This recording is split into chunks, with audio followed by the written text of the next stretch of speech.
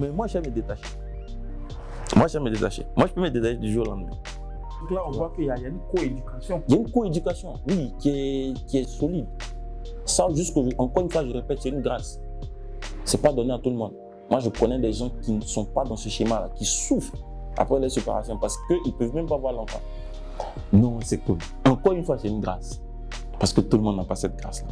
Parce que la coparentalité, là, il y a beaucoup de choses qui rentrent en ligne de compte. Tu vois. Il y a la maman, il y a les parents de la maman, il y a toi-même, il y a tes parents. Et comment la famille, la grande famille a accepté cette situation? Ah, ouais. Qu'est-ce qui va passer vu que les deux familles se connaissaient? Vu que... Oui, mais là encore, ça n'a pas été compliqué. Salut Niawé. Salut Jean-Marc. Comment tu vas? Bah, on est là, hein, ça va. Ça fait vraiment longtemps. Ouais, ça fait un moment. Je me rappelle la première fois qu'on s'est rencontrés, c'était une formation que tu donnais. Une formation que je donne. Ouais, sur le chatbot. C'est ça. Mais ça va, on est là. Et je vois. L'activité, tout va bien. Ouais, ça va, ça va. Si tu devais te présenter pour les personnes qui t'écoutent pour la première fois. Didier Niaouré, amoureux du digital, ouais. Pas plus. C'est très rapide, hein? Ah, ouais, amoureux du digital, voilà. Papa? Papa. De combien d'enfants? 2. 2 enfants. En plus, je suis fort. Comment ça? Parce que, tu vois, une fille et ensuite un garçon. Ah ouais, ça comme je voulais. Parce qu'il y a d'autres qui veulent l'inverse. Moi, je voulais la une fille avant. et un garçon. Et après, je veux que des filles. Moi, je veux juste un seul garçon. Pourquoi les filles? Ah, j'aime les filles. Ah, en fait, parce que c'est mes soeurs qui... mes soeurs ont toujours été là pour moi. Donc. Okay. Mes frères aussi, mais plus mes soeurs. J'ai plus vécu mes soeurs. Donc, c'est plus les filles. Voilà. Donc aujourd'hui, Niawé a 2 enfants, une fille. 2 enfants. Une fille de 6 ans et puis un garçon de 4 ans. Quand j'oublie les dates là, j'ai un tatouage ici, je me rappelle. Ça, vraiment, on reçoit un papa assez atypique. Ouais. J'ai tatoué les 2 dates, donc souvent à l'hôpital. Ouais, quand j'oublie. C'est pour te rappeler des émotions? Non, pas forcément en fait, c'est que je cherchais en fait une chose qui n'est pas loin de moi, qui m'a marqué, qui voilà, à mettre sur ma peau et puis voilà. Donc souvent quand j'arrive à l'hôpital pour des trucs, elle est née à quelle année, quand je suis un peu perdu, je regarde à même temps. Voilà, c'est là. Mais là tu donnes des astuces aussi. Ah, ne faites pas ça chez vous, ne faites pas ça chez vous. Ouais, mais sur vraiment des parties assez cachées. C'est pas des tatouages apparents, quoi. Ok. Mais ça. Donc aujourd'hui, tu es papa de deux enfants.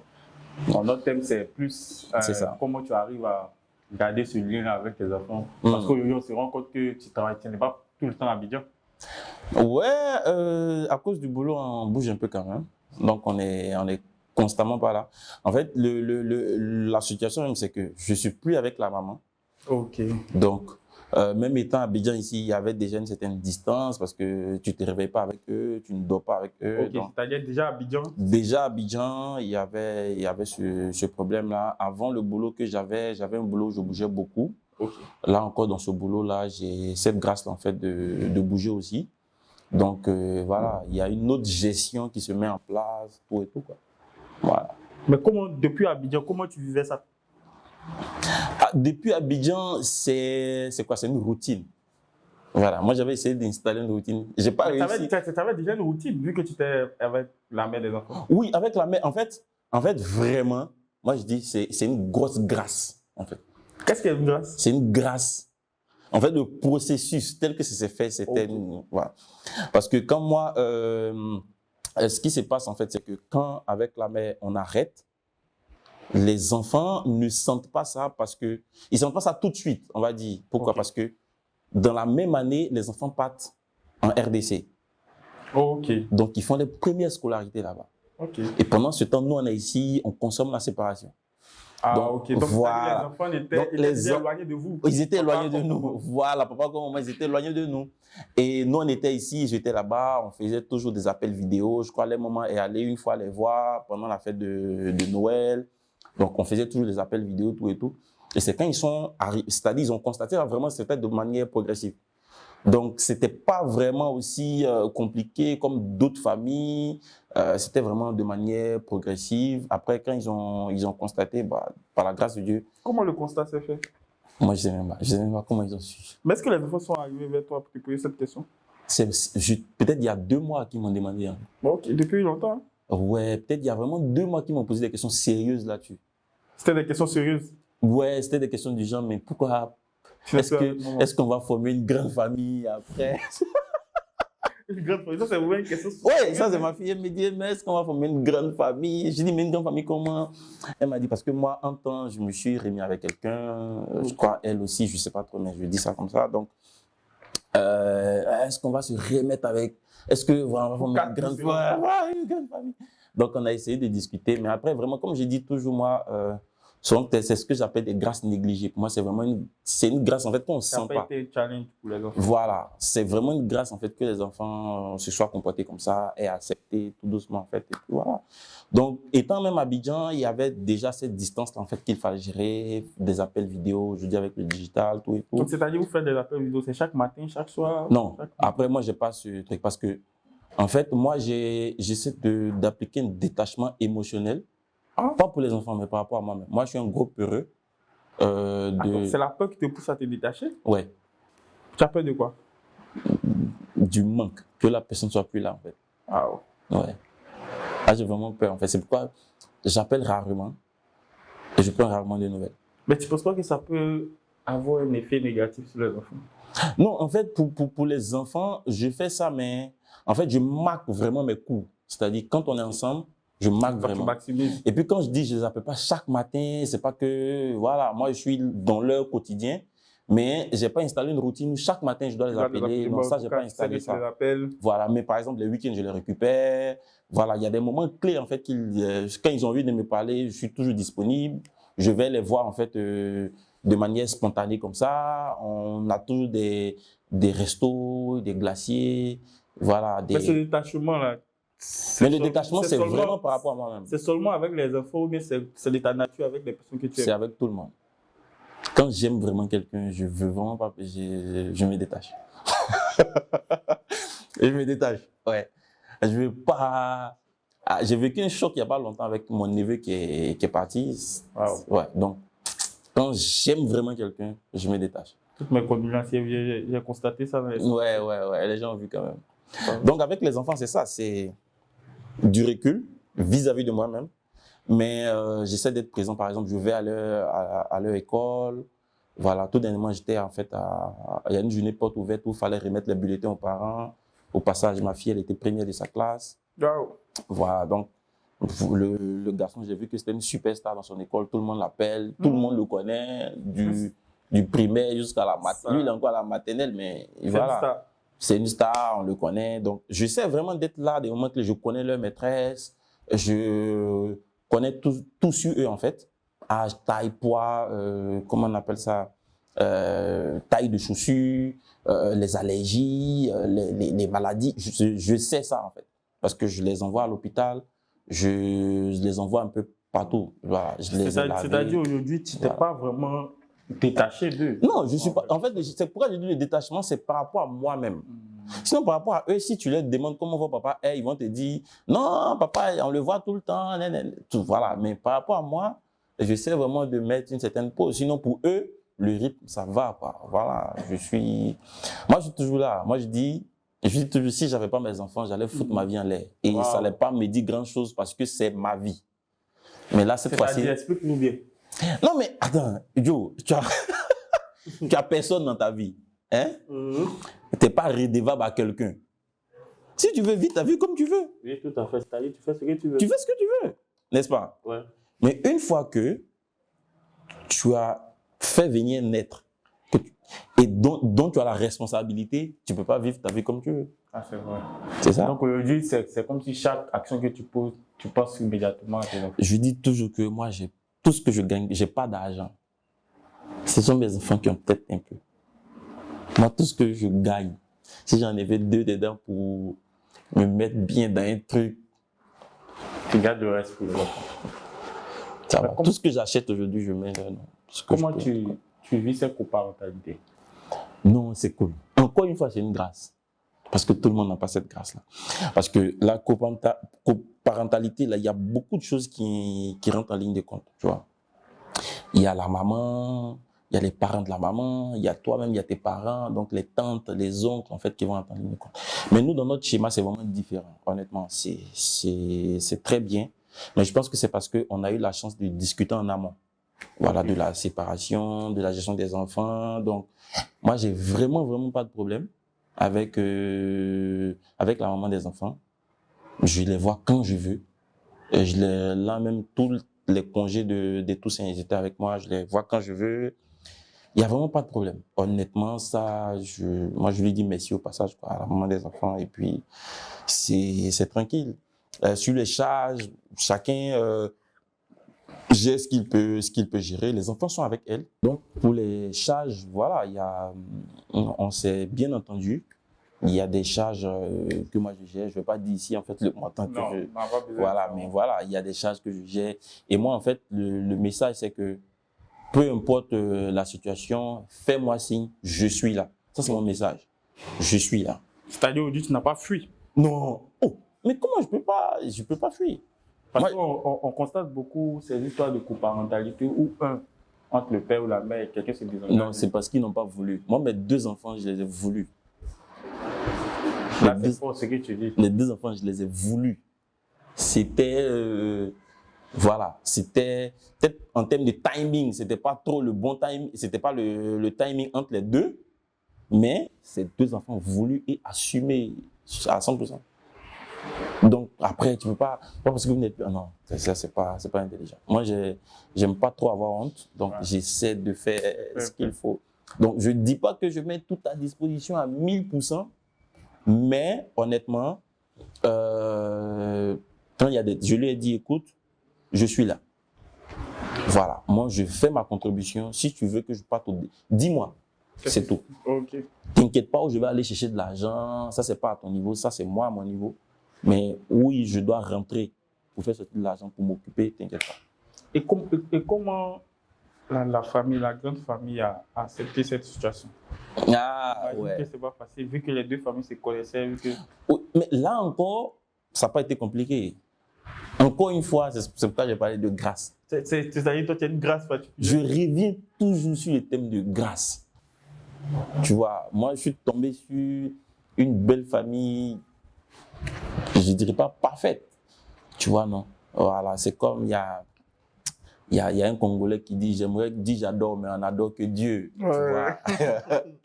Mais voilà, c'est pas une belle famille parfaite, mais c'est la belle famille rêvée, quoi, tu vois, qui ne va pas te mettre les bâtons dans les roues, qui va te comprendre, qui va se mettre à ta place, qui va... Voilà.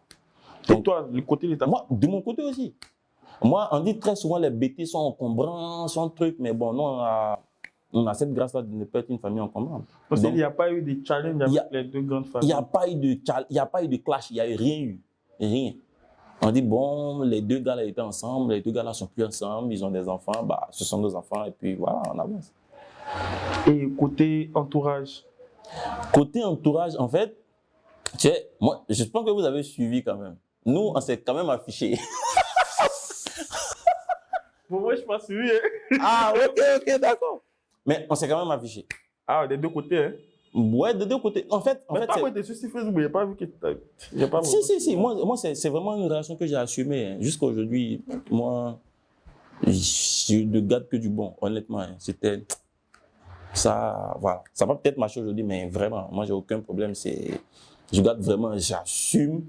Voilà, jusqu'à... Je me demande personnellement et émotionnellement, à toi, à ton niveau, vu qu'il y avait des entourages, vous avez partagé ensemble, comment annoncer la nouvelle, comment vivre. Non, en fait, c'est ça le problème.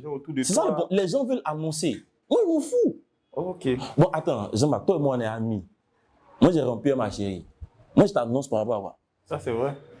Voilà. Il ne fait que constater. Tu constates tout. Tu n'as même pas de truc. Donc, quand tu me dis non, non, moi, je t'annonce rien. Est-ce que le jour où je suis allé la draguer, elle m'a dit oui, je t'ai annoncé? Non. Moi, je n'ai pas besoin de t'annoncer. Tu vas juste constater.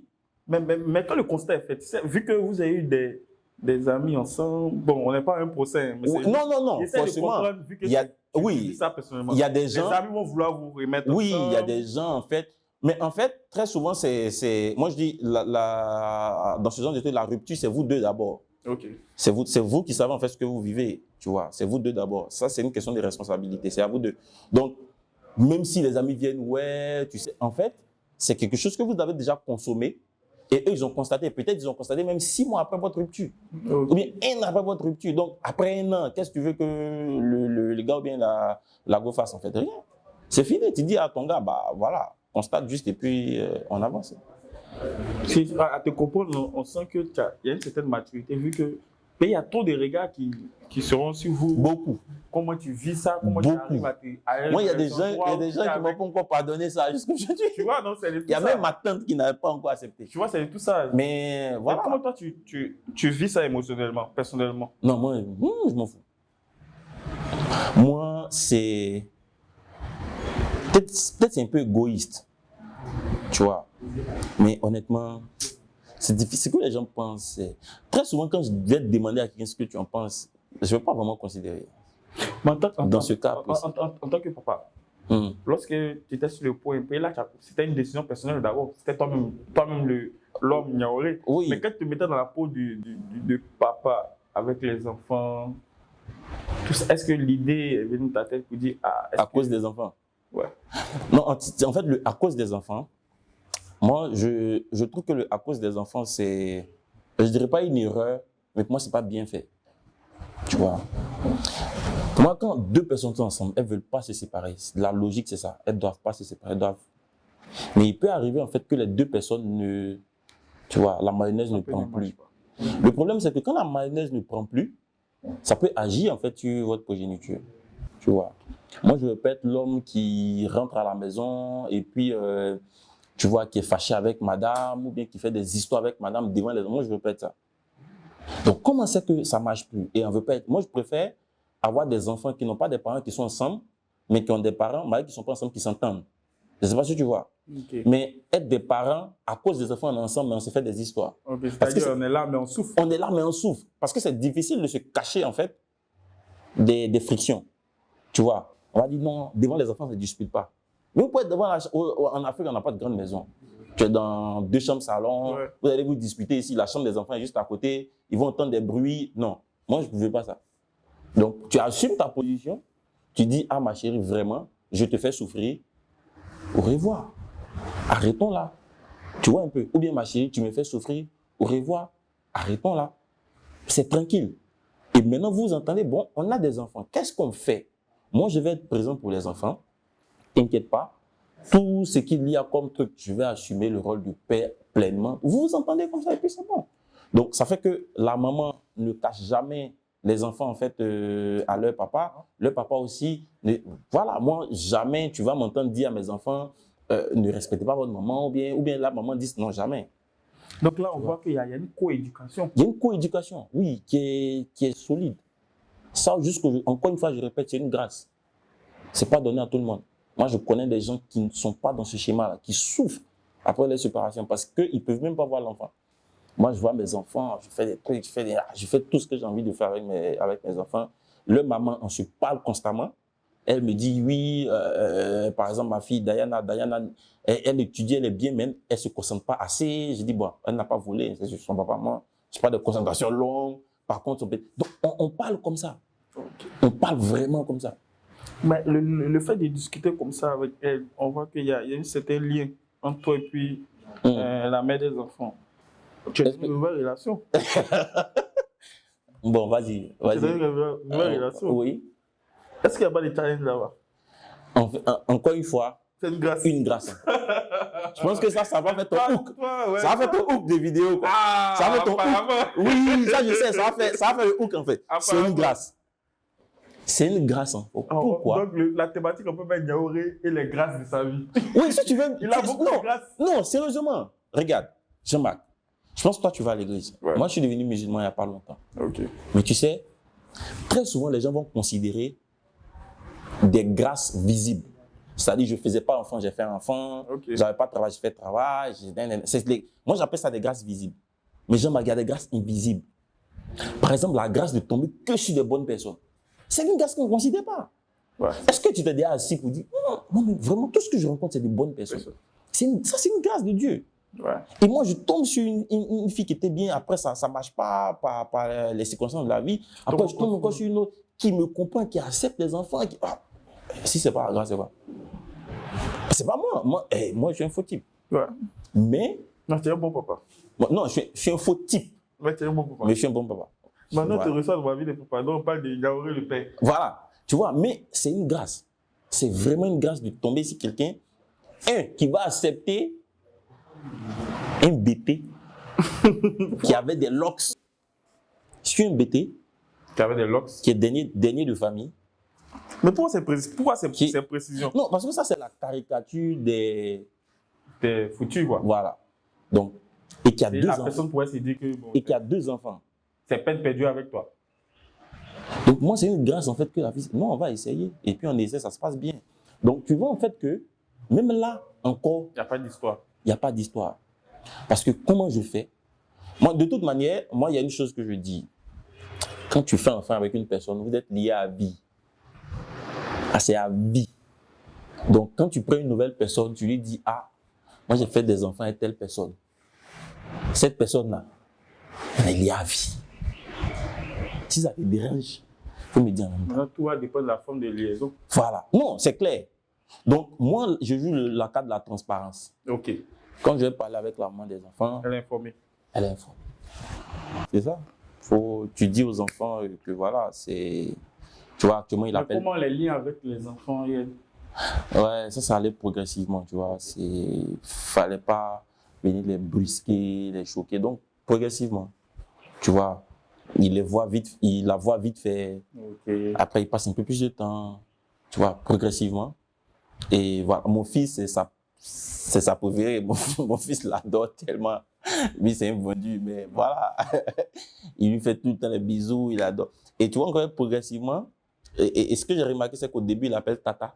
OK. Et mais là, tu ne poses pas l'enfant à appeler comment? Ah non, du tout, jamais. Il appelle Tata.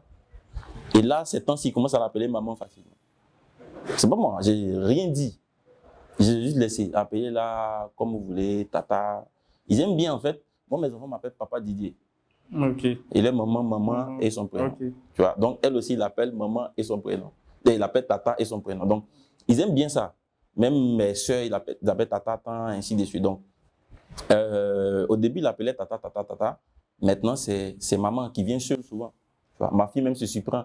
Elle dit, quand elle a dit maman la première fois, elle dit, oups, j'ai dit maman, non, mais c'est pas maman. Après, elle dit, non, mais c'est elle seule. Moi, j'ai rien dit. J'ai juste rigolé. Et puis, voilà. Après, je me moque beaucoup d'eux.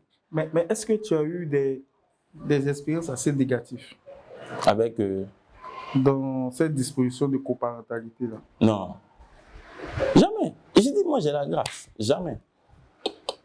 Moi, tout se passe bien. Et en tant que papa?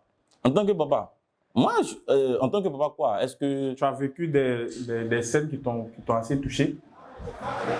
Positivement et négativement? Pour les deux. Non, plus positivement. J'ai rien vécu de négatif.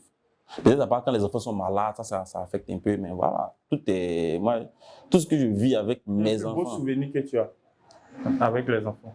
Je sais pas. Peut-être quand ma fille naissait. OK. Peut-être quand ma fille naissait, c'était mon premier enfant. Quand ma fille naissait, j'étais piqué mal. C'était pas facile? J'étais piqué. Yeah.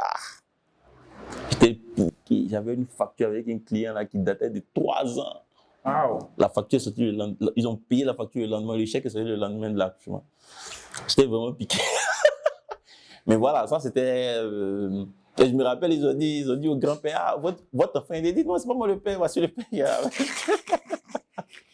Mais voilà, c'est... Ouais, c'était pas facile. Non, c'est pas facile.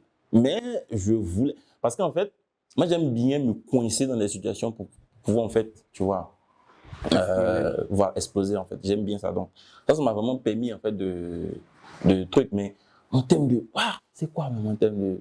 Je sais pas. Je sais vraiment pas. J'ai pas un truc qui me vient tout de suite là, je sais pas. Mais les bons souvenirs avec les enfants?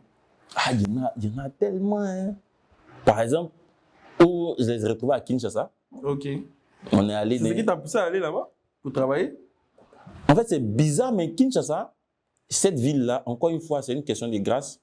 Mais j'ai dit en fait que je dois aller travailler dans cette ville. OK. C'est-à-dire, toi, mais juste. Ouais. Et puis tu as dit. Il dit cette ville-là, je dois y aller. Mes enfants étaient déjà quittés là-bas. OK. Mais j'ai dit que moi, je vais aller travailler dans cette ville. C'est lorsque tu es arrivé pour aller les voir que tu t'as dit ça? Oui, j'étais allé en mission. J'étais allé en mission et puis j'ai profité pour les voir en même temps, tout et tout. C'était bien, on partait au supermarché. J'étais heureux de te voir. Oui, bien, bien. Je crois qu'on avait fait plus de... On partait dans une année. Sans les voir? Sans les voir quand même. Mais tu arrivais à garder le lien avec eux? Oui, tout le temps, appel vidéo. C'est pourquoi j'ai dit, en fait, ça c'est le rôle des grands-parents. Okay. Tu vois, les grands-parents côté maternel n'ont jamais voulu qu'on n'ait pas de lien. C'est-à-dire, même quand même j'appelle pas, eux, ils m'appellent. Ouais. Pour dire, parle avec les enfants. Ouais, ça c'est... Moi, je n'étais pas des grâces tout le temps. Je n'étais pas des grâces. Non, parle avec les enfants. Parle avec eux. Tu vois, donc, j'ai toujours gardé ce lien. Mais après, les voir physiquement, je ne pouvais pas, en fait. Et puis, je suis allé en mission. Puis, je les ai vus. On est allé manger, on est allé trucs, on a vraiment kiffé, c'était bien. Et puis, moi, j'ai dit vraiment, il faut que je revienne, il faut que je travaille dans cette ville, en fait. Et c'est comme ça que je suis allé retravailler. Mais eux, ils étaient déjà revenus ici à Abidjan. Et moi, je suis allé travailler là-bas, et puis voilà, jusqu'aujourd'hui, truc.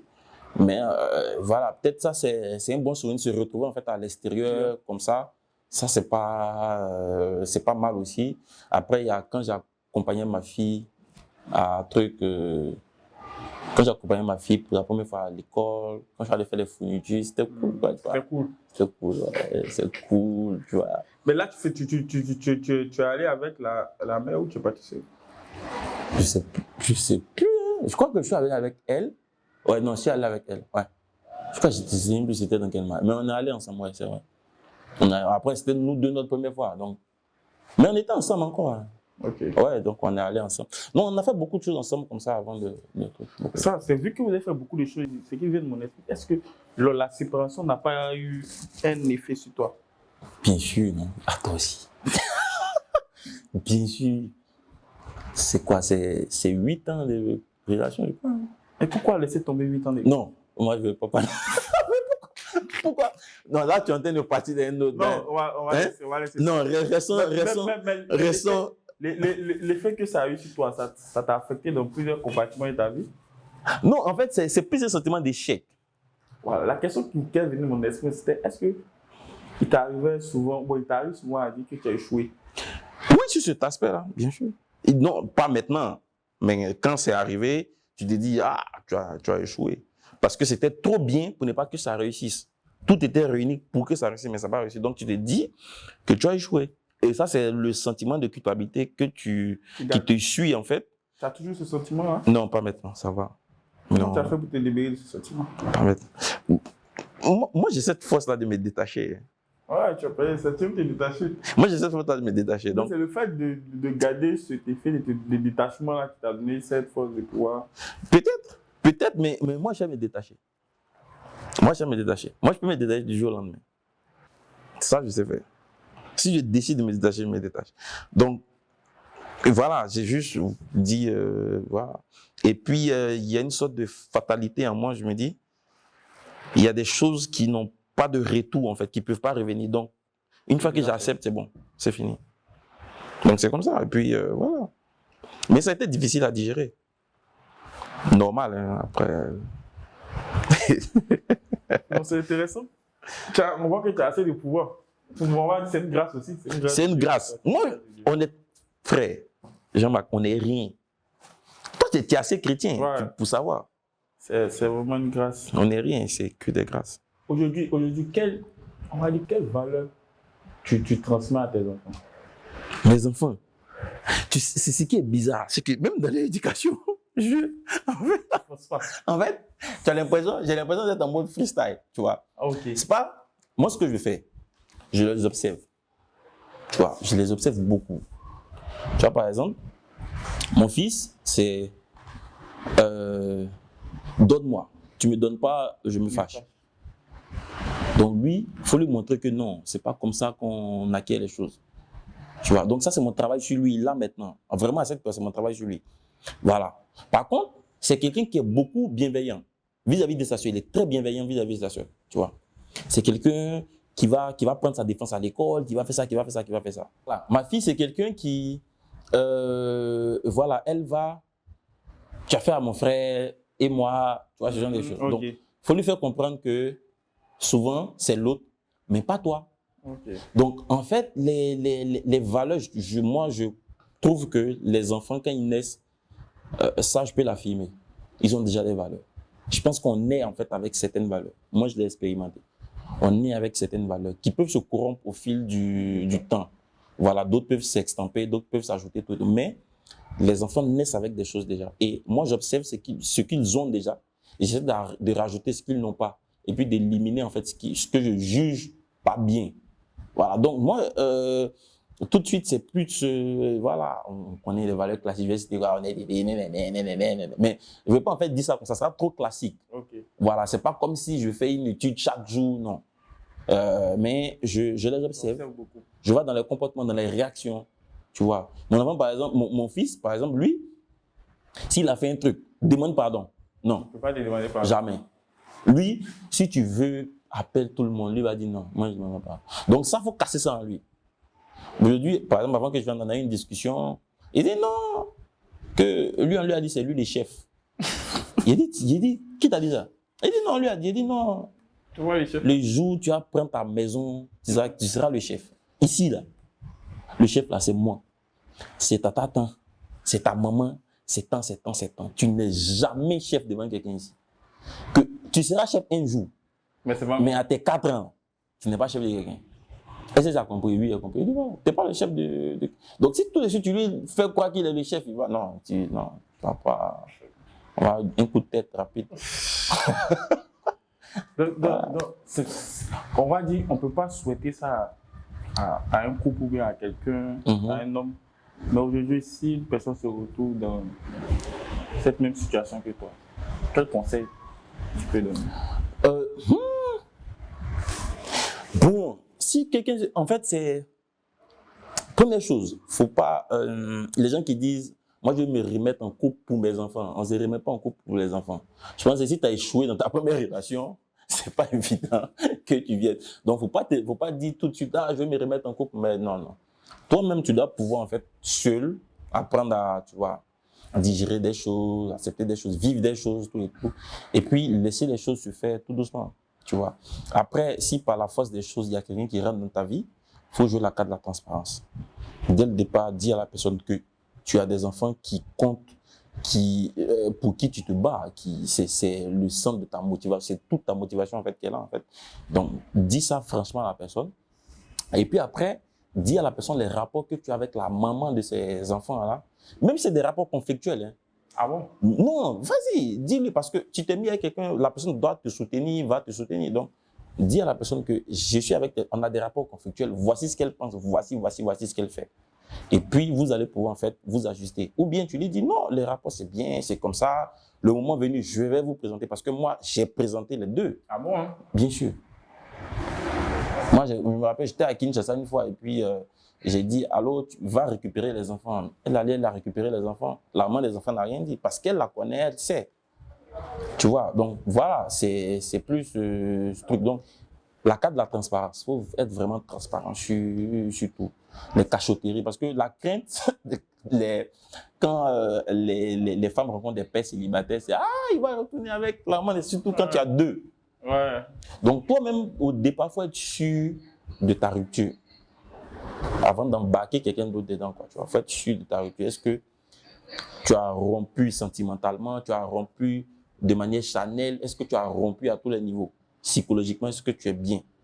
Et puis maintenant, tu fais entrer. Sinon, après, tu vas te retrouver en fait à aller vers truc et puis on va retenir dans l'histoire classique. Donc, moi, c'est ça, la carte de la transparence. Okay. À tous les niveaux. Et puis, surtout, aller progressivement. Il y a des gens, ah ouais, voici. Non, les enfants ne comprennent pas les choses comme nous, on comprend. Ils ont des questions très techniques. Les enfants ont des questions tellement techniques que souvent même tu ne réponds pas sur le coup, en fait. Parce que ta réponse peut laisser une trace indélébile. Donc, il y a tellement de questions techniques, ça se fait progressivement. Je me rappelle, souvent je leur demandais, oui, mais est-ce que papa a quelqu'un de sa vie? Il riait. Ça pas avant que tu... Avant. Okay. J'avais déjà quelqu'un, mais je trouvais la méthode. Essayez de voir comment voilà. Je les sondais en fait. Ah, non. Après, c'est vite fait. Je viens, je gare la voiture, je les salue. Quand je passe du temps avec eux, il la voit dans la voiture, tu vois. Je dis, allez la saluer, il la salue, tout et tout ça, tu vois. je cause, je vois en fait comment ils réagissent. Est-ce qu'ils sont fâchés? Parce que les enfants sont beaucoup jaloux sur cet aspect-là. Donc... Mais tu as constaté une fois qu'ils étaient fâchés? Non, jamais. Juste ce que je dis, jamais. Donc progressivement, un jour on est allé au glacier. On est allé au glacier. J'ai pas dit en fait que c'était ma chérie, mais on est allé juste au glacier comme ça. Ils m'ont vu avec une femme.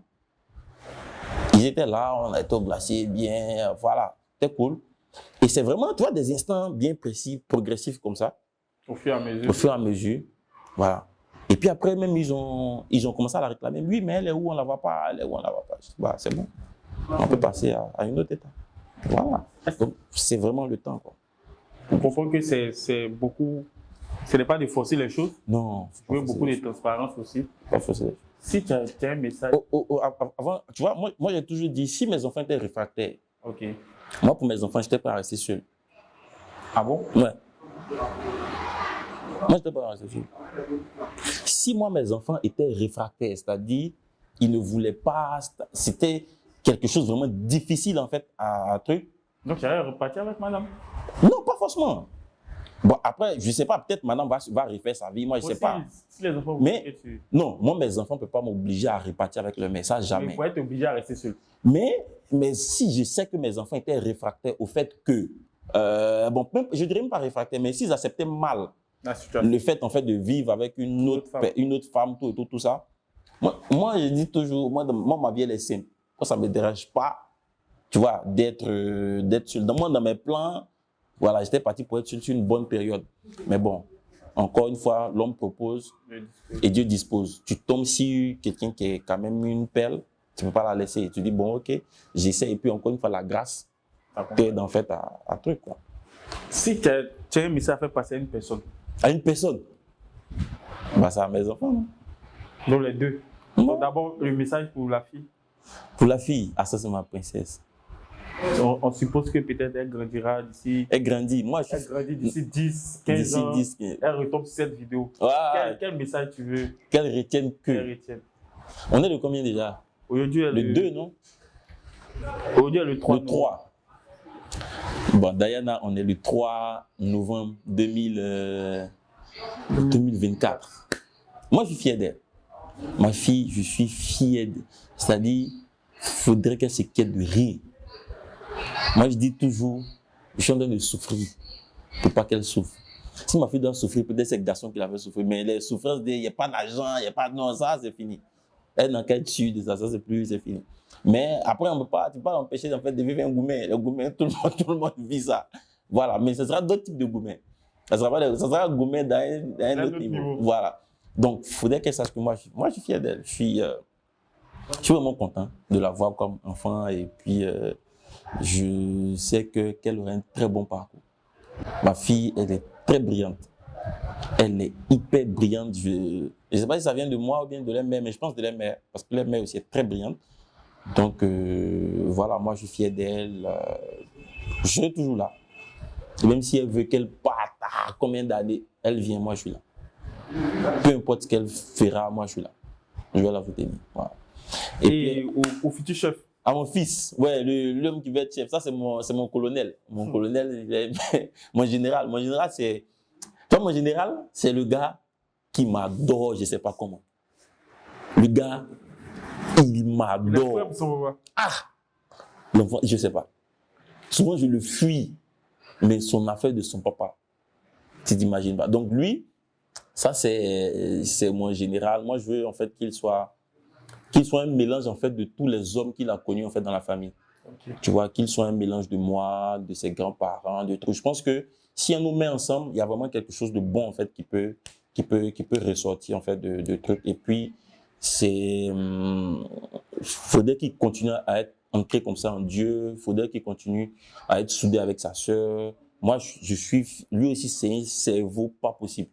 Cet enfant-là, j'ai même pour projet de mesurer, en fait, de faire le test QI, en fait, pour lui, en fait. Je ne sais pas s'il y a un cabinet ici qui le fait, mais il faudrait qu'il sache que lui aussi, je suis fier de lui. Moi, je vais le soutenir. Je vais les soutenir tous, peu importe ce qu'ils veulent faire dans la vie. Je vais les guider, mais s'ils veulent aller ailleurs, moi, je vais les soutenir. Il ne faudrait pas qu'ils aient peur. Voilà.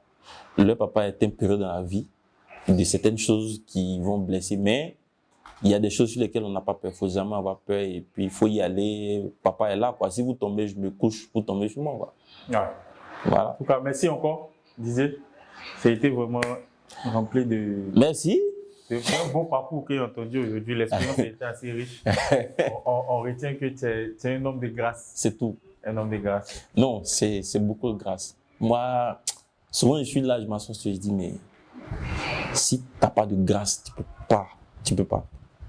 Parce que j'entends, tu vois, on entend des choses. Ouais, mais le gars, la fille a fui son enfant. Non, sa maman fatigue. Non, ça t'attend. Toi, tu n'as pas vécu ça. Rien de rien. Jusqu'aujourd'hui. Rien de rien. Donc, si ce n'est pas la grâce de Dieu, je ne sais pas c'est quoi. Voilà. Ok. On invite toutes ces personnes qui nous suivent à s'abonner à la page. Bah oui, abonnez-vous. Ouais. C'est quoi le nom de la page? Ma vie de papa. Ma vie de papa. Ah, c'est des féministes auraient dit que c'est pas genré. Doucement, il n'y a pas de problème, s'il te plaît. Non, il n'y a pas de problème. Mais voilà, ma vie. C'est une page ouverte à tout le monde. Mais figure-toi qu'il y a beaucoup de femmes abonnées qui donc. Ah ouais? C'est quelque chose que j'ai constaté dans les stats. Non, mais peut-être elle veut l'apprendre. Oui, qui m'a beaucoup touché. Elle veut l'apprendre. Sur les différentes plateformes, tu vois qu'il y a beaucoup de femmes qui nous suivent. Elle veut l'apprendre. Salut tous ces moments. Elle veut l'apprendre. Ces moments, ces futurs. Non, c'est bien, c'est bien. Moi, j'encourage. Ok. Après, j'attends un autre épisode où on sera peut-être 4 ou 5 papas, on va débattre. Ça vient bientôt. On va débattre. C'est un projet qui sera là. Tu seras l'invité prochain. Merci encore à tous ceux qui nous ont suivis et rendez-vous dans le prochain épisode.